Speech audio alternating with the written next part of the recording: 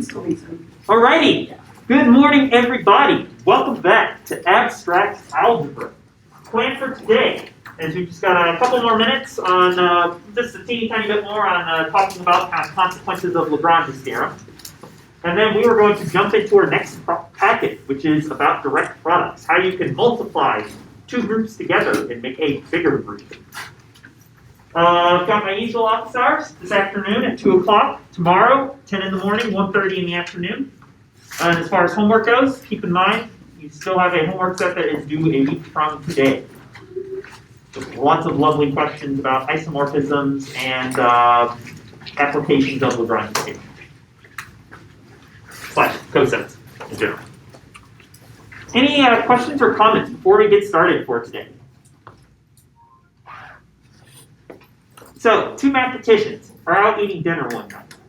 And first they have a nice meal. The first mathematician turns to the second mathematician and says, hey, how'd you like your dinner? Second mathematician thinks about it for a minute and scribbles something down on a napkin and gives it back to the first mathematician. First mathematician reads it and says, yeah, no, I overate as well.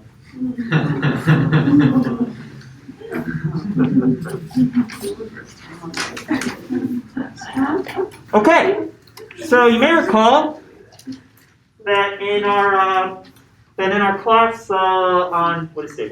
In class on Monday, we had sort of talked about some follow-up things that you could do related to Lagrange's theorem. Where Lagrange's theorem, remember, is the one that says the order of a subgroup always has to divide the order of the group. And we proved in the second half of class on Monday that if G is a group with order P, where P is prime, that G has to be cyclic. And we also proved that if G is a group of finite order n, where n may or may not be prime, but if G has order n, and if G is cyclic, then G has to be isomorphic to Z mod nz specifically. We were able to show the second one by coming up with an explicit isomorphism that takes any power of A and maps it to that power mod n. And we showed last time that was an isomorphism. So if G has prime power order, then G has to be cyclic. And if G has any finite order n, and if we already know G is cyclic, then G has to specifically be isomorphic to Z mod nz. So from those two theorems, we can pretty quickly say the following corollary, which is if G is a group where the order of G is P, for some prime P,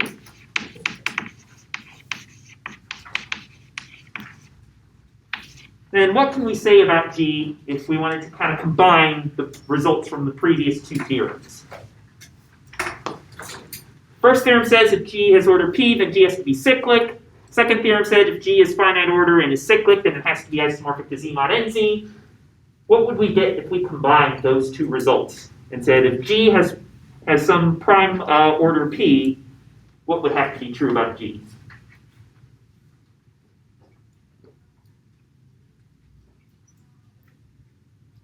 Okay. It's isomorphic to Z mod nz. It's isomorphic to something, not to Z mod nz necessarily. Okay. Z mod pz. I guess Z mod nz in the specific case where n is equal to p, the order of whatever the order of your group is. So in other words, if your group has order that is prime, your group has a prime number of elements in it, then your group has to specifically be isomorphic to Z mod pz. And as another corollary following from this, you can pretty quickly say that if G1 and G2 are groups with order of G1 equals the order of G2, which is some prime number P,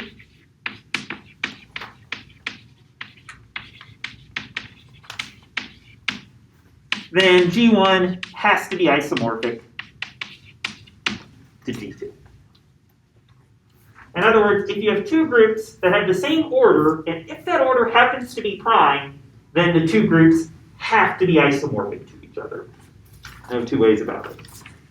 I guess for the second one, we can do a quick little proof. We can just say, write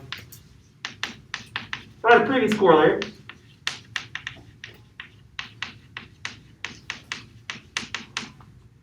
If G1 equals G2 equals P, then G1 has to be isomorphic to Z mod PZ. And Z mod PZ has to be isomorphic to G2. And then connect the dots.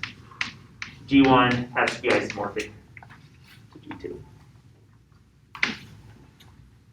Technically here we're using something we haven't proven, which is if G1 is isomorphic to G2, and if G2 is isomorphic to G3, then G1 is isomorphic to G3.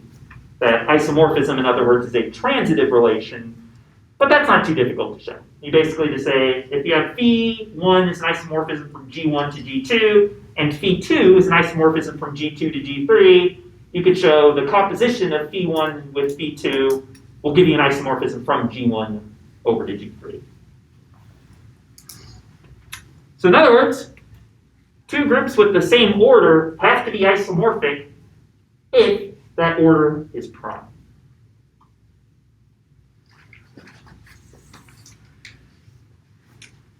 So, follow-up question.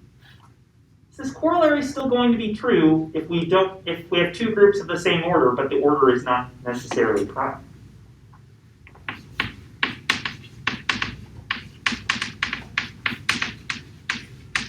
In other words, if let's say G1 and G2 have the same order, that's n, or n is not prime,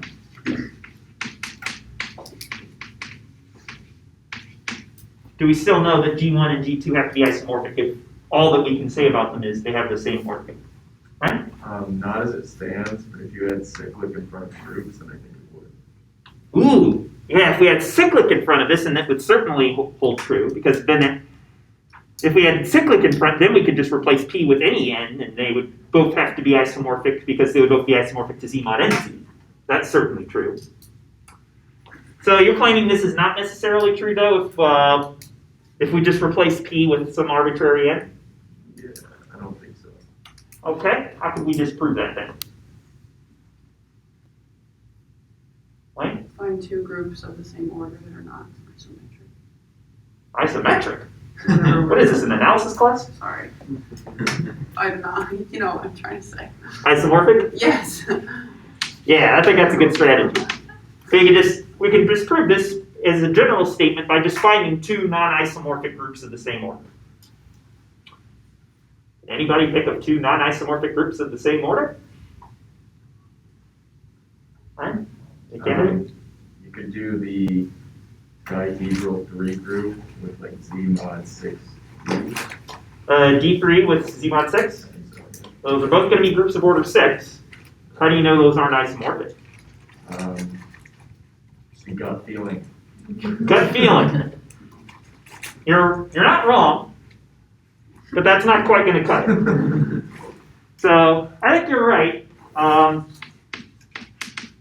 Z mod 6Z is equal to the order of D3, which is 6.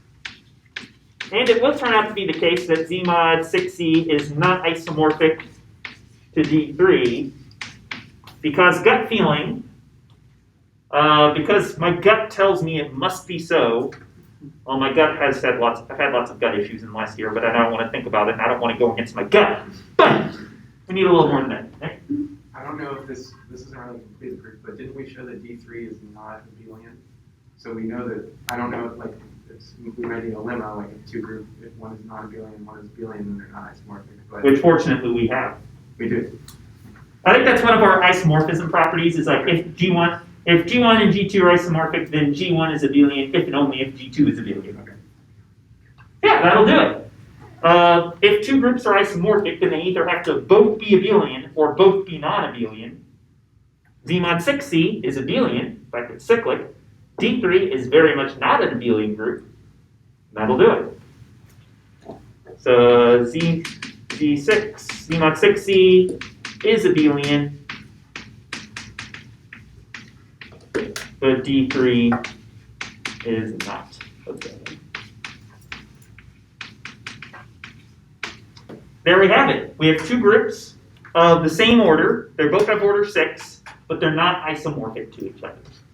So this corollary only works, you can only guarantee the two groups are isomorphic if they have the same prime order. So if you have two groups of order 7, have to be isomorphic. Two groups of order 5 have to be isomorphic. Two groups of order 6 don't necessarily have to be isomorphic. Yeah, Dave?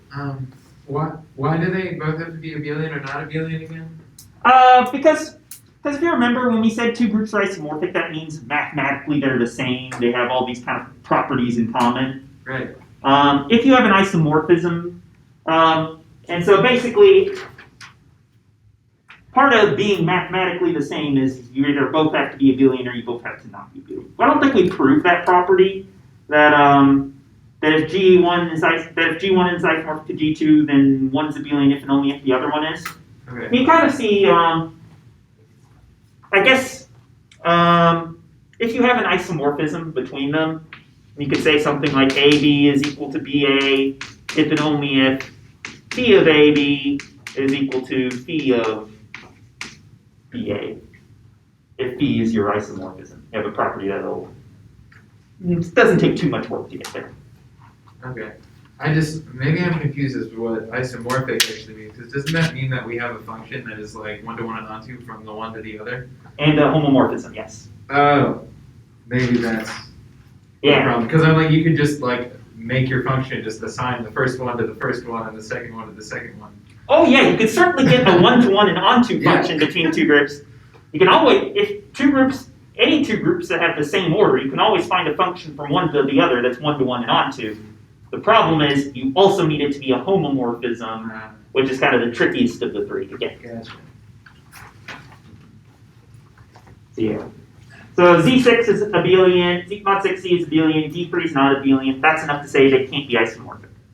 We also could have said Z mod 6C is cyclic, but D3 is not cyclic. Would have been another justification we could have given. Or we could have gone through and said Z mod 6C has X number of elements of order blah, whereas D3 does not have the same number of elements of order blah. Lots of ways we could kind of go about showing they're not isomorphic. I think you kind of picked the easiest one in my opinion, which is one's abelian, the other one's not. Yeah, questions or comments?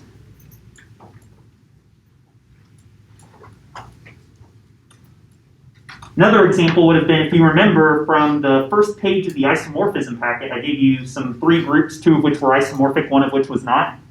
All 3 of those groups had order 4, but they weren't all isomorphic to each other.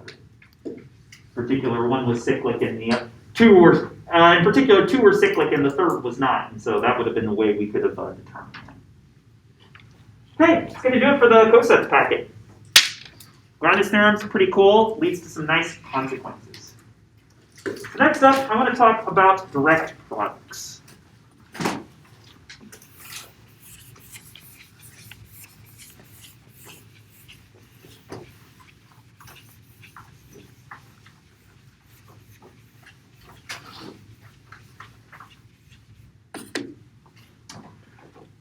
So basically, direct product is a way to take 2 groups, combine them into another group. And the way it works is the new group, the elements of the new group are basically coordinate pairs, where each coordinate is coming from one of the pre-existing groups.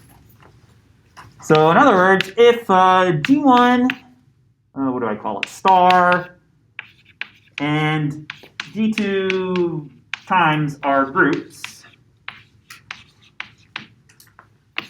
and we can define the external direct product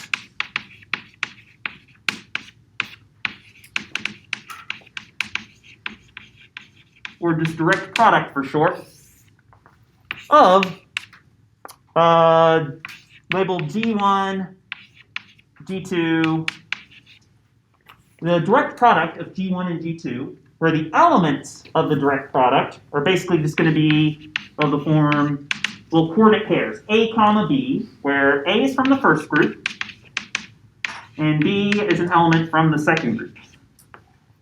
And the group structure, the way you multiply 2 of these coordinate pairs together, is you have A1 comma B1, and you want to multiply by A2 comma B2, you basically just make a new coordinate pair where you multiply A1 and A2 using the group operation from G1. This will be A1 star A2. And then you combine B1 and B2 using the group operation from your second group.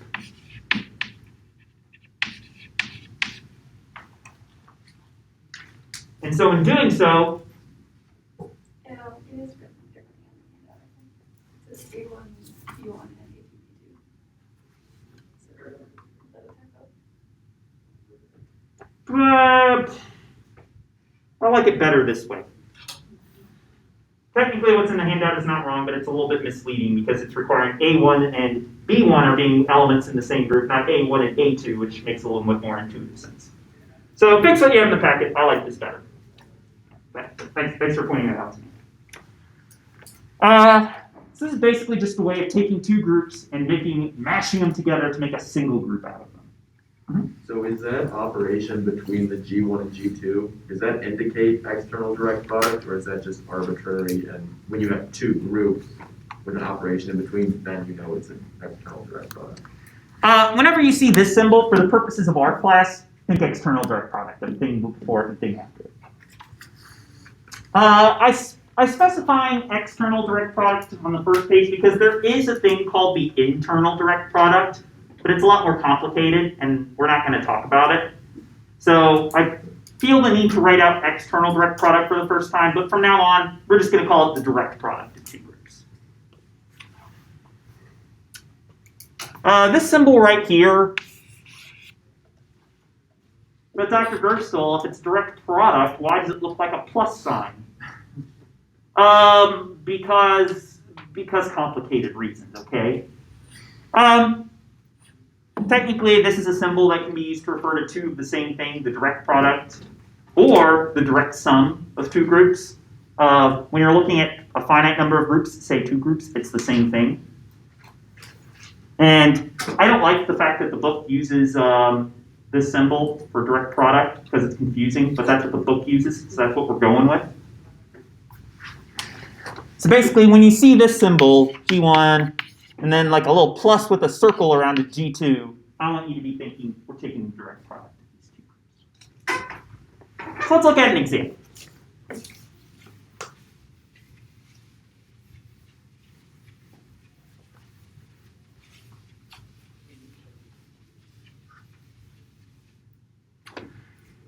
So I'll give you as an example.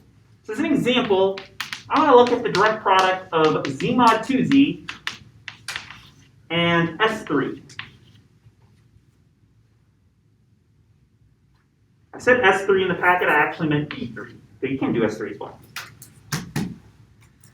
So let's see what happens when we take a direct product. Gosh, front page is just full of typos. Let's see what happens when we take the direct product of these two groups. The group of two elements, the only group of two elements, as we know now, because 2 is prime, therefore every group of two elements has to be isomorphic to Z mod 2Z. And the dihedral group on a triangle. So you want to find out what do the elements look like in the direct product. I think it's helpful to first know what are the elements in the two individual groups. So what would be some elements in Z mod 2Z? That forms a group under addition mod 2. Okay? 0. Gotta have our identity element. 1. Gotta have 1. Fine. That's it. You think that's it? I concur. Because we're only going up from 0 to n minus 1. So Z mod 2Z should only have 2 elements in it. Dihedral group, a little bit more. We have the identity, R squared, S, RS, R squared S. If we wanted to look at elements in the direct product of these two groups, Z mod 2Z direct product D3, they're going to be made up of coordinate pairs where the first coordinate is going to be some element in Z mod 2Z, and our second coordinate is going to be some element from D3. So for instance, that's going to be an element in Z mod 2Z direct product D3. And as you might guess, I'm not going to talk about that yet. Another one would be if we took 1 comma E, where we took 1, an element of Z mod 2Z, and combined it in a coordinate pair with the identity element from D3. We could also do like 0 comma R, we could do 1 comma R.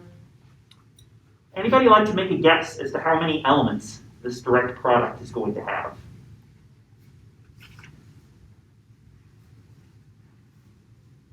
Becca? 12. Turns out you're right. We're going to have 0E, 0R, 0S, 0 R squared. Why am I doing these out of order? 0 RS and 0 R squared S.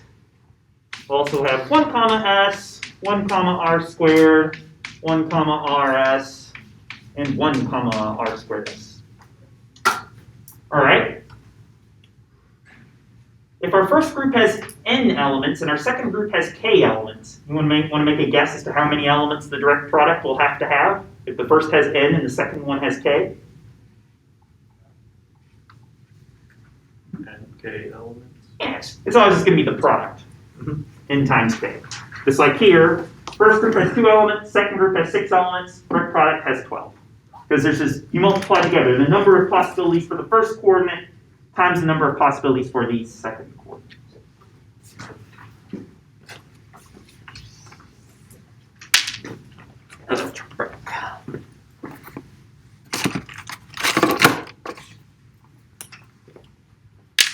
Here's a question.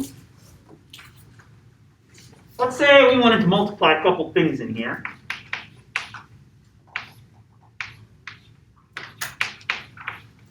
Let's say I wanted to multiply these 2 elements together in the direct product.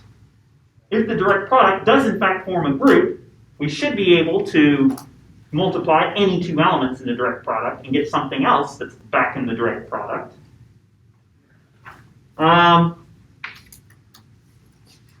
Here, we have to keep in mind, when we multiply 2 elements in the direct product, we combine the first coordinates using the group operation from the first group, in this case, from Z mod 2Z. What is our group operation in Z mod 2Z?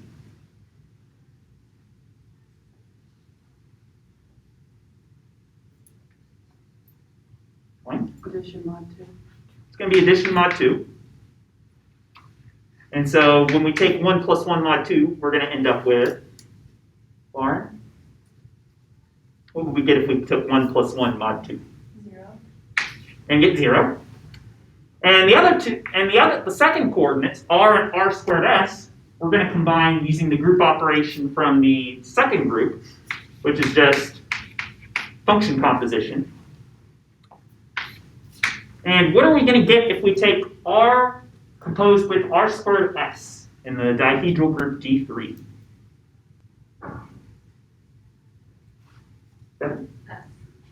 We're going to get R cubed S. R cubed is just the identity though, so in the end you are absolutely correct. That was an excellent answer.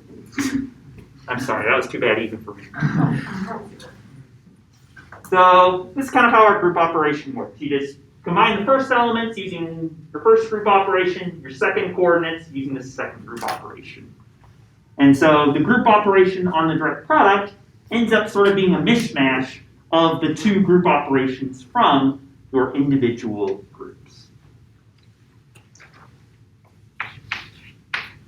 Let's get any element in this group. It's a group. The direct product is a group, so it should have an identity element somewhere. What is going to be the identity element of the direct product? It's going to be 0E. And in general, the identity element of the direct product is just going to be the coordinate pair made up from taking the identity elements of the individual groups you started with. So in other words, the ID element of G1 direct product G2 is always just going to be identity element from G1, comma, identity element from G2.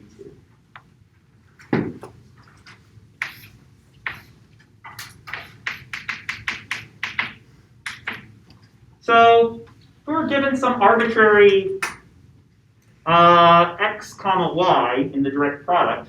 How would we take the inverse of that?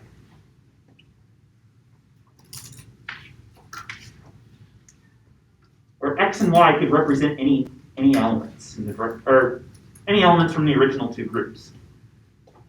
What would it look like to take the inverse of an element in the direct product? Yes, Elaine. I would think it would be x inverse y inverse. Why would you think such a thing? Because then when you multiply it by x, y, you get identity. Yep, that's exactly right. So in general, to take the inverse of an element in the direct product, you just take the inverse of the original of the two elements in their respective groups.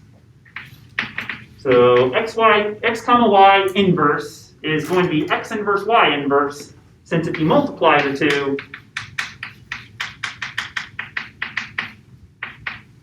you're going to get x inverse, y inverse, which is just going to be the identity element of the direct product.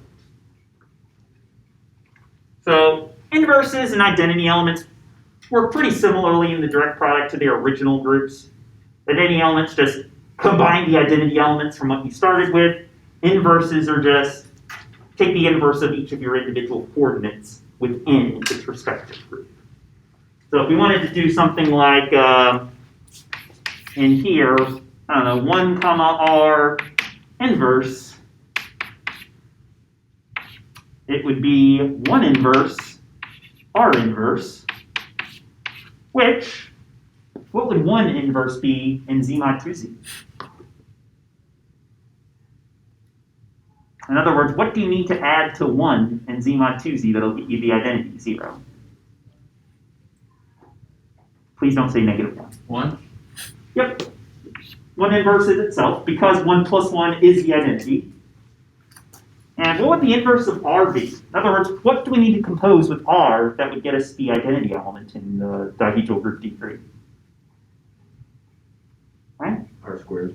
This is going to be R squared. Because R times R squared is R cubed, which is the identity element. Any questions about the basic structure of the dihedral group and how it works? I guess technically I could have stated this original definition as a theorem and said, if G1 and G2 are groups, then this set under this operation defines a group. But I don't really feel like doing it because I don't feel like dealing with associativity. Not too hard, just relies on associativity. It's associative because the original group operations were associativity, but associativity always just, every time I hear the word associativity, my soul crumples up just a teeny tiny bit. All right, let's generalize. That's how we take the direct product of two groups. We can also take the direct product of any finite number of groups. On the second page.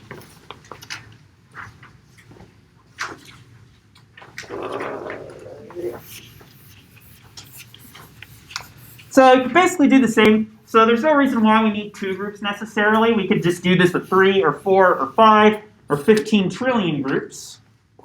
And in general, if we have n groups, we can define the direct product, G1 through Gn, is just going to be a set of coordinate, I'm not going to call them pairs, it's going to be n tuples, basically coordinate pieces, where G1 is coming from the first group, G2 is from the second group, etc., etc. Gn is coming from the last group. So Gk is an element of the group Gk for all 1 less than or equal to k less than or equal to n. And then basic group structure is going to be, you have A1, A2 up to AN, and you're multiplying by B1, B2 up through Bn. You just combine you just combine the same way we did with two groups, you're just using the group operation from each of the individual groups. So A1 star, I'm going to put star 1 here just to indicate that that's using the group operation from the group G1. A2, star 2, B2. The star 2 is just using the group operation from G2. And then up to the last one. Same basic property, you just have more groups to deal with all at the same time. So if we want an example where we have more than 2 groups, we can do one with 3.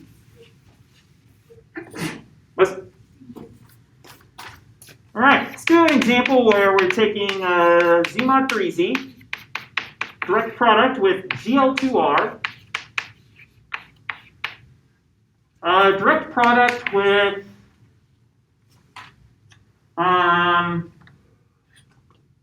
oh, I don't know. Peter, what's your favorite group? Other than Z mod 3Z and GL2R. I like the alternating group. Alternating group? Ooh, okay. Alternating group on how many elements? 6. A6. Okay, we could do that. All right. Here, all right. I want you all to do a calculation for me. I want you to do, let's see. I want you to multiply this thing, A6, you say. These my owls. No.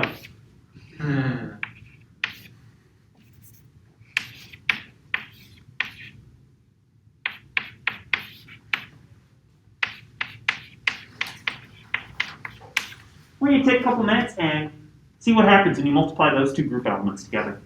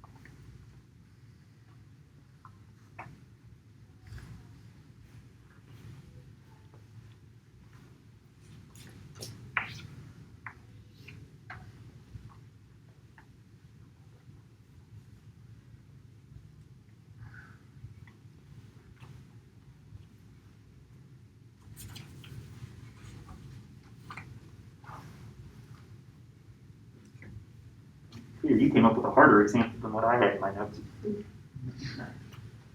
I approve.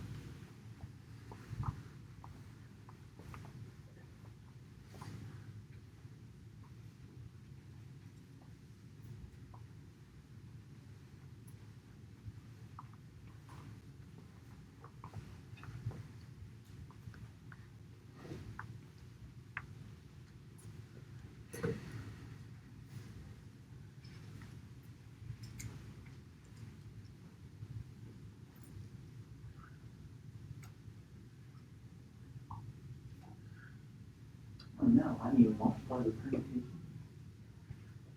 Same way you would do it to symmetric or S6. So that's where you do the thing where you say, all right, what does 1 mean? 1 maps to 2.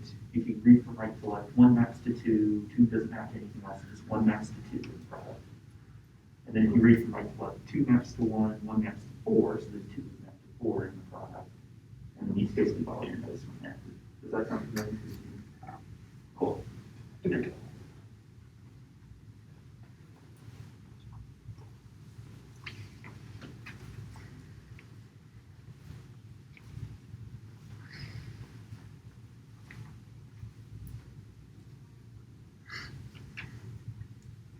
Thumb's not pointing the right way.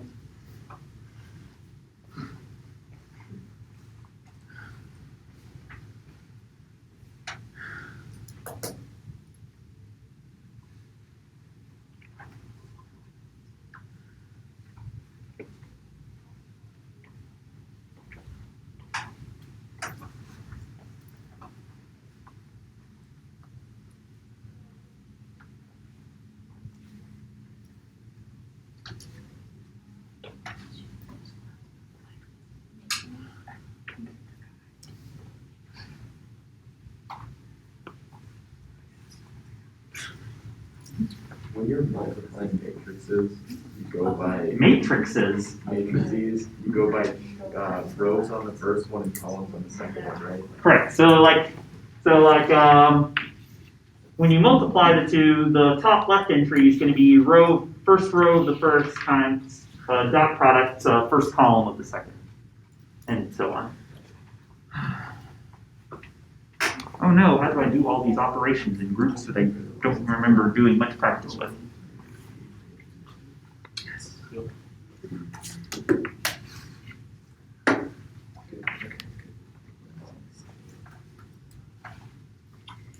All right, let's go through these.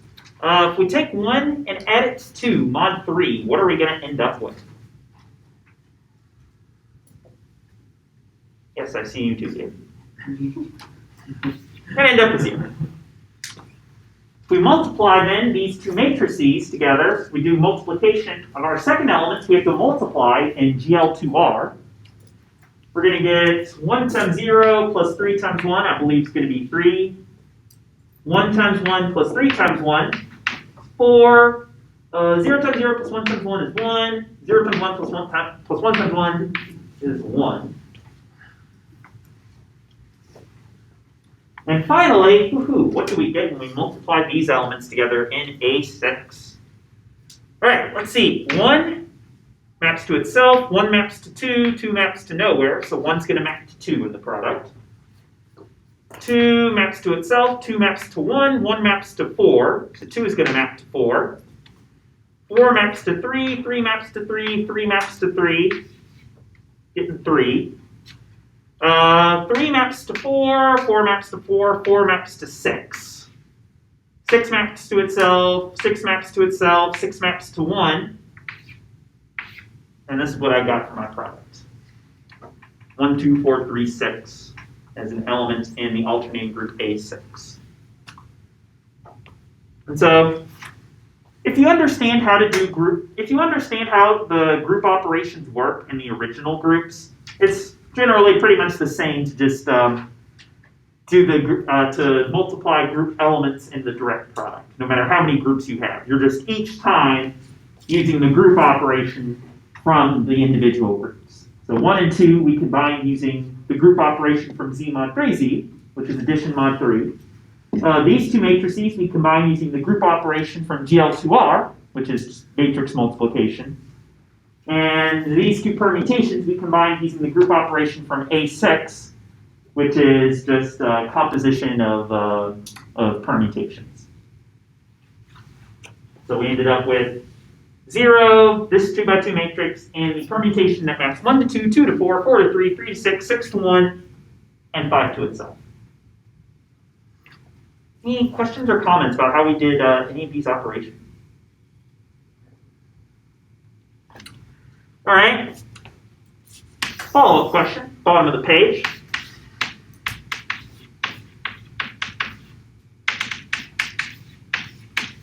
In general, what sort of claim can we make about what the order of the direct product has to be? If we're taking the direct product of groups G1 through Gn, and we want to take the order of that direct product, what expression can we use that's going to give us the order of this entire direct product? Right? Order of G1 times order of G2 times so on to order of Gn. Exactly. Find the order of the direct product, you just multiply together the orders of all the individual elements.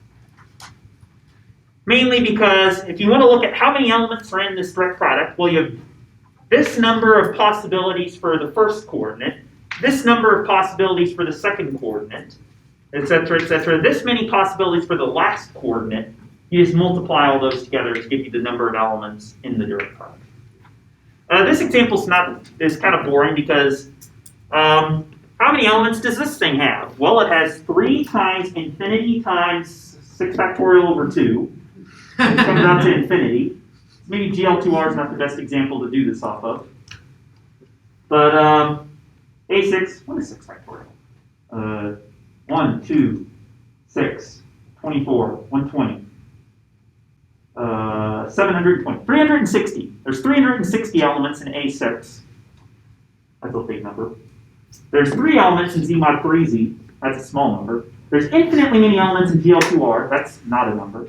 And so if one of your groups in the direct product is infinite, you're automatically going to get that the order of the direct product also has to be infinite. In this case, because there's infinitely many possibilities for just what the second coordinate could be. And so there's going to be infinitely many possibilities for what for how many different sets of 3 elements can we get here, or 3 tuples of elements can we get here, I should say. Any questions, comments, concerns? All right, let's do some fun stuff. Let's prove a theorem. Turns out you can actually connect and make the claim of if you take the direct product of 2 cyclic groups, when is the direct product going to itself be cyclic? And the answer is sometimes, but not always. It depends on the relationship between the orders of the original 2 groups. So we can actually show that if G and H are finite cyclic groups,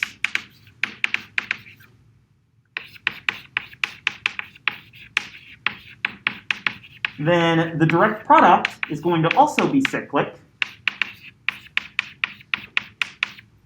if and only if the order of G and the order of H are relatively prime. I don't feel like writing that out, so I'm just going to say if the GCD of the order of G and the order of H is equal to 1.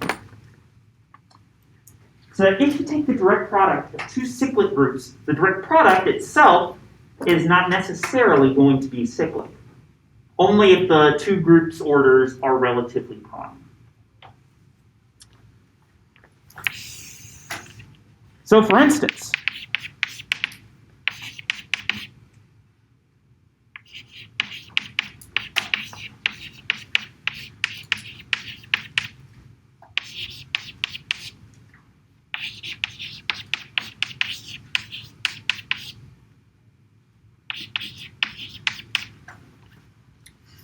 which of these direct products is going to be cyclic?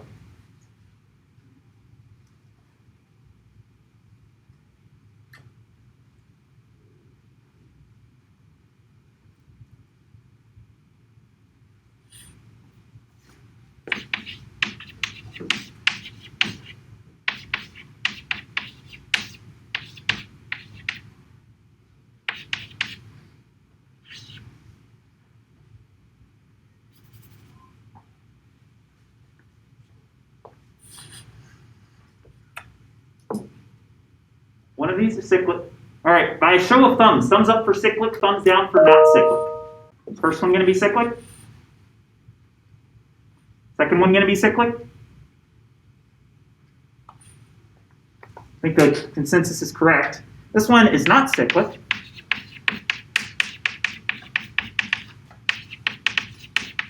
Why is this first direct product not cyclic? Gabe in the back.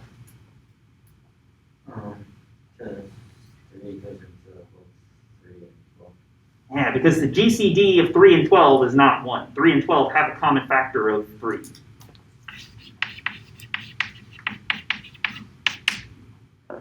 Equals 3. Whereas the one on the bottom, 9 and 16, are relatively prime, since the GCD of 9 and 16 is in fact 1. 9 is 3 squared, 16 is 4 squared, or 2 to the 4th. Those have no common factors other than 1. And can we say another group that this direct product is going to be isomorphic to, with the knowledge now that it is cyclic?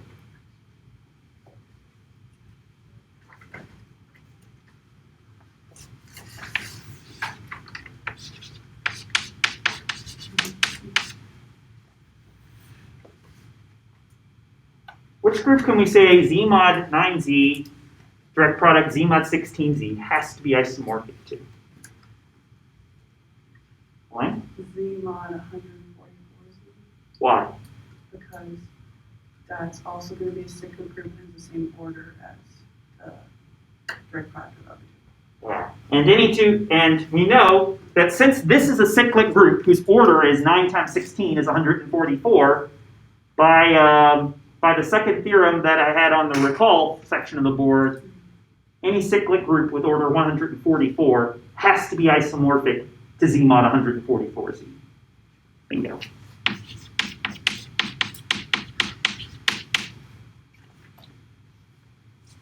So this direct product, Z mod 9Z, direct product Z mod 16Z, will actually be isomorphic to Z mod 144Z by using that theorem from the end of last class, as well as the theorem we still have to prove. Whereas this one will not be isomorphic to Z mod 36Z, even though they have the same order, because Z mod 36Z is cyclic, and this thing is not cyclic. Z mod 3 times Z mod 12 is not a cyclic. Questions or comments about that? All right, how about this one? Oh, I don't want to do that one yet. I'm going to follow up result. Hey, you know what? Have a good day. I was going to do one more example, but realized we needed the generalized version of this theorem first, and then I don't feel like it. So when we come back on Friday, we're going to start class by proving this theorem. That G and H are finite cyclic groups, and their direct product is cyclic if and only if the GCD of their orders is 1. Have a good day, everybody.